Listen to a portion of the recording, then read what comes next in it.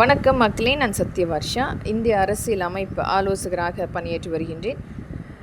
நடந்து முடிந்த அந்த தேர்தல் கணிப்பு ஒரு மிகப்பெரிய அளவில் இன்றைக்கு மக்களுடைய அந்த வாக்களிப்பதற்கு எதிர்மாறாக கருத்து கணிப்புகள் மாறி மாறி ஒரு மிகப்பெரிய அளவில் மக்களிடத்தில் அவநம்பிக்கையை ஏற்படுத்தி கொண்டிருக்கிறது. ஒவ்வொரு மக்களுமே இன்றைக்கு ஒரு ஆட்சி அமைப்பை மாற்றப்பட வேண்டும் என்பதற்காக காத்து கொண்டிருந்தார்கள். ஒவ்வொரு தொகுதி ரீதியாக, மாவட்ட ரீதியாக நடந்த அநீதிகள் என்பது ஊடகங்களுக்கு தெரிந்தால் கூட ஊடகங்களும் மக்களைப் போல 5 வருடத்தினுடைய அடிமைகளாக மட்டுமே பாவிக்கப்படுகின்றார்கள். எந்த விதத்திலுமே ஊடகங்கள் தங்களுடைய உண்மையான அந்த வெளிப்பாடை கொண்டு வந்து மக்களிடத்தில் பதிவு செய்ய முடியாமல் மக்களைப் போல அவர்களும் அடிமைப்பட்டு விடுதலைக்காக காத்து கொண்டிருக்கின்றார்கள்.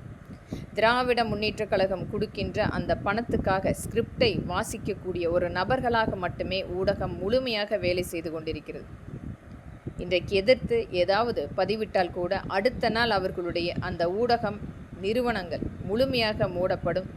அங்கிருந்து எத்தனை பணியாளர்கள் விரட்டியடிக்கப்படுவார்கள் என்ற நிலைப்பாடு அச்சுறுத்தக்கூடிய சூழ்நிலை மட்டுமே நாம் பார்த்து கொண்டிருக்கிறோம். ஒரு கட்ட பஞ்சாயத்து ஆட்களை வைத்து ஆட்சி அமைத்த ஒரு மிகப்பெரிய வன்கொடுமை கடந்த 5 வருடம். இன்னும் ஒரு மிகப்பெரிய அளவில் இந்த காவல் அதிகாரிகளும் ஊடகங்களும் இந்த திராவிட முன்னேற்ற கழகத்தின் அடிமைகளாக கொடுக்கின்ற பணத்துக்காக வேலை செய்து கொண்டிருக்கின்றார்கள்.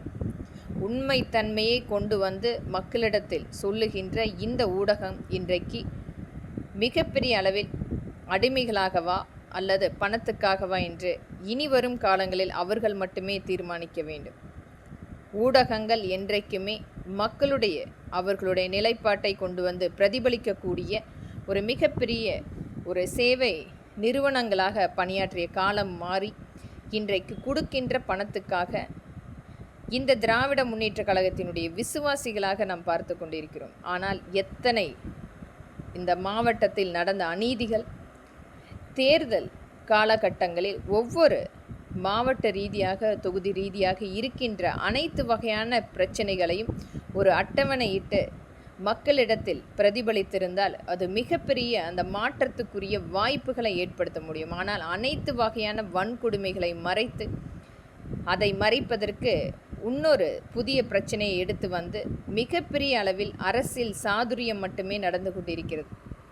ஊடகங்கள் இனி வரும் காலங்களாவது உண்மைத்தன்மையை மக்களிடத்திலும் அரசாங்கத்திடம் கொண்டு வரும் பொழுது மக்களுக்குரிய அந்த வாய்ப்புகளை ஏற்படுத்த முடியும், மக்களை பாதுகாக்க முடியும்.